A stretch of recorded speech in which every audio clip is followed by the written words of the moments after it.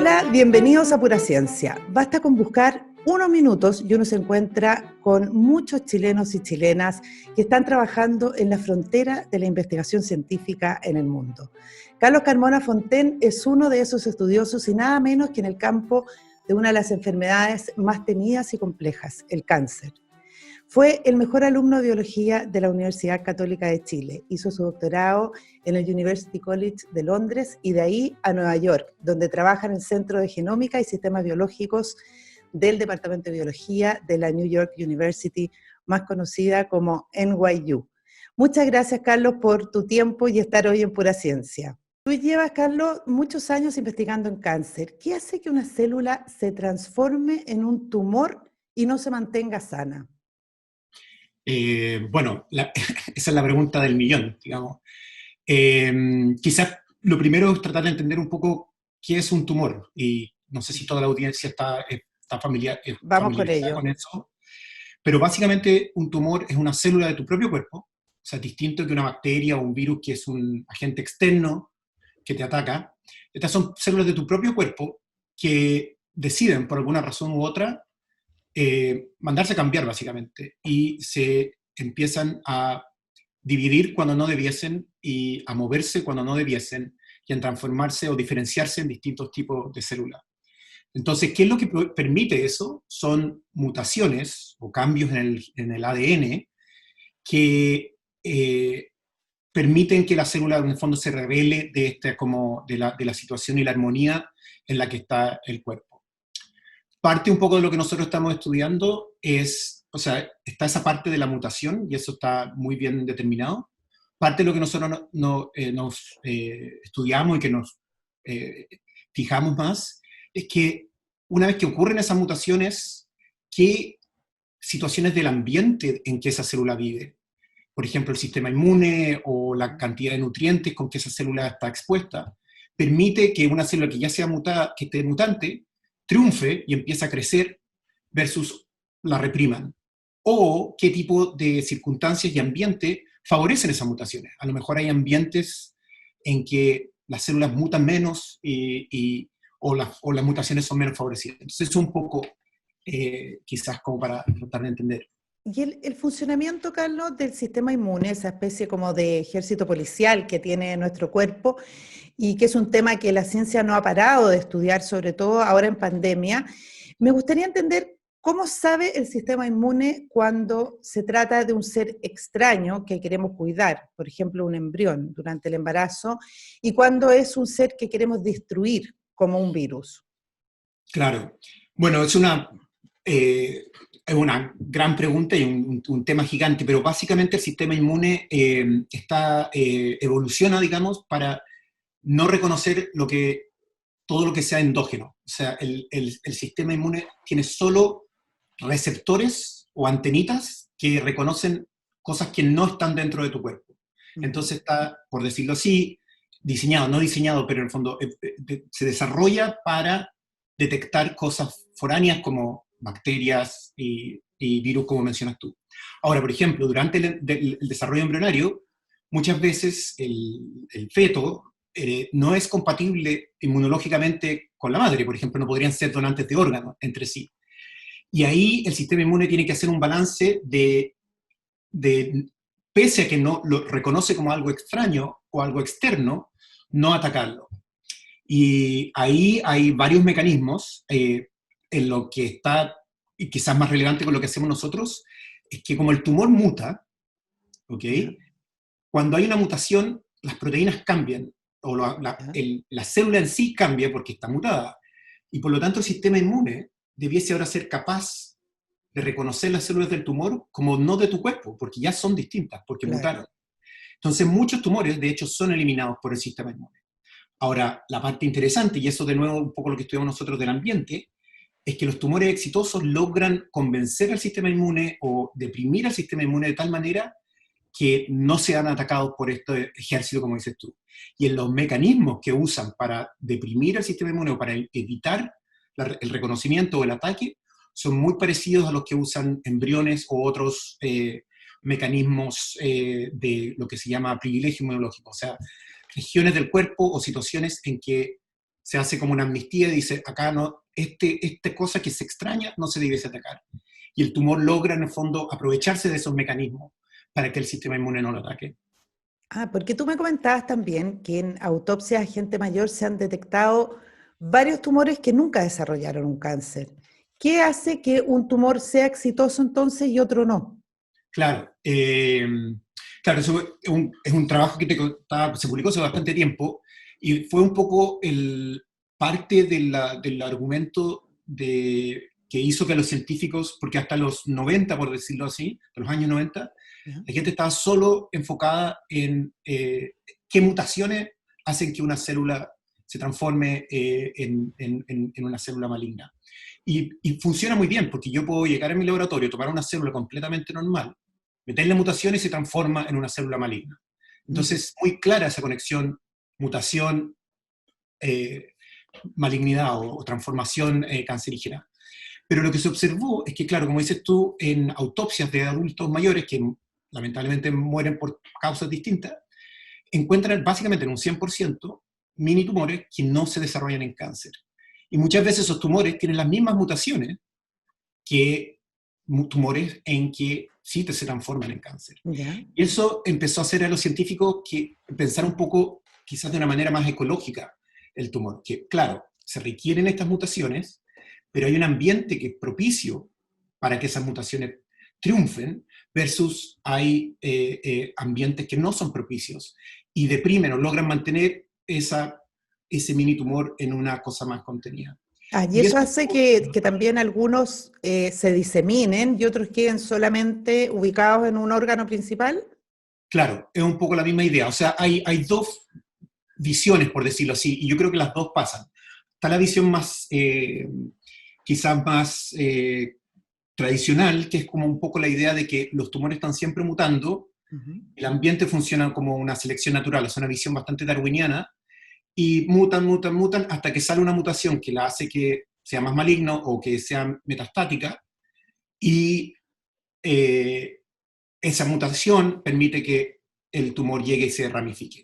Lo que nosotros vemos, o nosotros estudiamos, y a que a nosotros nos interesa un poco más, que no necesariamente niega esa visión, pero agrega otro componente, que es el ambiente quizás no solamente está seleccionando, sino que está promoviendo ciertas conductas o ciertas eh, mutaciones, perdón, que ciertos cambios ocurran. Un poco quizá una manera de entenderlo es, como a mí me gusta explicarlo, es que nuestras células viven básicamente en una sociedad muy estricta. Y hay Ya, un contrato social, por decirlo así, ya. en que las células tienen que interactuar y tienen roles muy definidos. Por ejemplo, Ujú. una célula de estómago tiene que liberar ácido para digerir comida y absorber. Y la gracia, pese a que es una sociedad bastante estricta y regulada, y está este sistema inmune y todo, es que las células tienen todas las necesidades básicas, nutrientes, oxígeno, ya proveídas por este ambiente, porque como cada uno hace su labor, básicamente el sistema circulatorio, ¿no es cierto? La sangre te provee de todos los nutrientes, todo el oxígeno que tú podrías llegar a necesitar. Entonces, muchas veces, donde nosotros vemos que el ambiente tiene un rol importante, es en hacer que esa célula se revele contra esta como armonía de interacciones sociales dentro de la célula. Y si uno lo piensa a nivel sociedad, por ejemplo, Ya. las protestas o la gente que está cuando hay conflictos sociales, Ujú. no ocurren de la nada, no ocurren en lugares o sociedades que están contentas y que tienen todas las necesidades. Ocurren en lugares donde hay conflictos, donde hay deprivación, donde hay falta de recursos. Y básicamente eso es lo que nosotros creemos, que obviamente hay un rol importantísimo de mutaciones y del ambiente como selección natural, pero también ambientes tóxicos, ambientes de inflamación, daño a el ambiente en que una célula está, favorece que de repente la célula llegue a decir, ¿sabéis qué más? Me mando a cambiar. Y eso es súper interesante porque obviamente la célula no hace esa decisión, las células no son conscientes. Claro. Entonces un poco antropomorfizar un poco las células, pero si uno lo mira de una manera más evolutiva, uno se da cuenta que el mundo está lleno de amebas, protozoos, algas unicelulares, que son células únicas que viven y nadan por el mundo y son de la misma complejidad que cada una de nuestras células. O sea, nuestras células, evolutivamente, tienen la capacidad de vivir por sí solas. Ahora, la evolución de la multicelularidad, que en el fondo es esta cosa de que un organismo deja de ser de una célula y se transforma en una masa de células, hay pros y contras, ¿no es cierto? O sea, el pro es que ahora está esta división de labores en que una célula no tiene que hacer todo, porque una ameba tiene que defenderse, moverse, comer, respirar, todo. Ahora una célula hace una cosa y el cuerpo le provee el resto. Ahora, el problema es que es esta sociedad estricta, digamos. Una ameba se puede mandar a cambiar, se puede mover a donde quiera. La célula humana, por decirlo así, pierde un poco esa capacidad y está obligada a seguir ciertos estándares. Ya, ¿y cómo cuidamos ese equilibrio, Carlos? ¿Cómo cuidamos para que ese pacto social celular no se rompa? Claro, esa, bueno, es la gran pregunta del millón, pero claramente los científicos durante años han ido encontrando esto, lo que uno llama factores factores que producen cáncer, ¿no es cierto? Como el cigarro, el exceso de alcohol, problemas en la dieta. Entonces, por ejemplo, uno podría pensar en este contrato social, ¿no es cierto? Una célula de pulmón, que básicamente su rol era vivir ahí, es como un edificio con vista al mar, ¿no? O sea, está ahí en el alveolo, lleno de oxígeno, respirando, intercambiando gases, y su contrato, por decirlo así, o lo que debe al cuerpo, es pasar, no sé, 95% de su oxígeno al resto, se queda con un corte gigante de un 5%, entonces está feliz. Ahora uno llega y empieza a fumar. Yo he sido fumador, así que esto no es un juicio personal, ya no fumo, pero no es un juicio personal, digo, uno lo mira desde el punto de vista celular. La célula tiene que seguir cumpliendo con su contrato, ¿no? Así como con la mafia, tiene que pasar su corte, que sigue siendo el 95, pero si la calidad del aire va siendo peor y peor y peor, el corte que le queda a esa célula se va poniendo más... Lo que le queda a la célula pulmonar, en el fondo Claro, tiene que pasar igual todo lo que tiene que pasar, pero lo que le queda a ella, ese 5%, es de muy baja calidad. claro. Y entonces empieza la célula a decir, pero ¿cómo? A ver, pero yo estoy en como sociedad súper rígida porque supuestamente me iban a llegar todos estos beneficios. Claro. Y ahora solo tengo los costos de vivir en esta sociedad y no los beneficios. Y eso es lo que hace el cáncer. El cáncer no tira veneno, no rompe cosas, es simplemente una célula que decide, ¿sabes qué más? Me voy a dividir, aunque me dijeron que no. Me voy a mover, aunque me dijeron que no. Es una célula rebelde. Y si uno lo mira de nuevo desde este punto de vista evolutivo, es súper interesante porque lo que logra hacer la evolución en la emergencia de la multicelularidad es apagar los procesos que permiten a una célula vivir por sí sola. Ya. Por ejemplo, una célula, si no recibe señales del cuerpo que le dicen vive, vive, vive, se suicida. Hay un programa celular que se llama apoptosis, en que la célula llega y se muere, literalmente. Si es que el cuerpo no le está diciendo vive, vive. Uno puede hacer esa misma analogía con nosotros los humanos. Nosotros, en teoría, podemos vivir sin sociedad. Ahora, durante la evolución nos hemos vuelto cada vez más dependientes de la sociedad. O sea, si hace 500 años te tiraban en una selva sin un cuchillo, te morías. Claro. Hace 100 años, si te mandaban a la selva con cuchillo o no, te morías. Y ahora, si te mandan a la ciudad sin Google Maps, te morís. O sea, en el fondo, el nivel de dependencia de la sociedad va creciendo. Eso pasa dentro de las células también, en que pierden a nivel de molecular su capacidad de vivir por sí sola. Pero lo interesante, y ahí es donde se conecta el ambiente con las mutaciones, es que las mutaciones que permiten el cáncer no son cualquier mutación. Son, por ejemplo, mutaciones en el programa de suicidio o de apoptosis. Entonces tú tienes ahora una célula que aunque el cuerpo no le diga vive, vive, no se suicida. Nosotros tenemos un mecanismo que hace que nuestros cromosomas se vayan acortando cada vez que la célula se divide, y eso impide que la célula se divida para siempre. Típica mutación de cáncer, apagar ese mecanismo. Entonces, las mutaciones que aparecen en el cáncer en general son mutaciones que en el fondo la ayudan a recuperar esta como independencia, esta capacidad de vivir por sí sola. y Perfecto. básicamente eso le permiten rebelarse y comportarse, no necesariamente de manera malvada, o sea, obviamente que no es malvada, son células, pero no daña el cuerpo en sí, sino que simplemente decide hacer lo que quiera, y obviamente el cuerpo no puede funcionar si cada célula se manda a cambiar. Entonces, ¿es posible, Carlos, que entendiendo el ambiente que rodea las células podamos impedir que terminen en un tumor? Claro, bueno, nosotros en este momento en el laboratorio tenemos tres, yo diría, como proyectos grandes, un poco bastante cercano a lo que me han ido preguntando. Uno es qué factores del ambiente hacen que una célula normal se transforme en una célula cancerígena. Ujú, Dos, qué hace que una célula cancerígena que aparece y que podría quedarse como un mini tumor, como habíamos dicho ujú. en estos que aparecen en cuerpos en la autopsia, qué condiciones permite que en vez de quedarse así, crezca, y Ujú. finalmente, qué tipo de condiciones hace que un tumor que ya creció se mande a cambiar y se disperse en metástasis. Entonces, si uno, por ejemplo, piensa un tumor que está súper contento, así, ¿no es cierto? Un tumor sólido son como mini albóndigas, por decirlo así, de Ya. células están ahí. Si está súper contenta esa célula ahí, no se van a mandar a cambiar por la sangre a buscar otros órganos y formar una Ah, nueva metástasis, perfecto. que no es una cosa fácil para la célula Ujú, tampoco.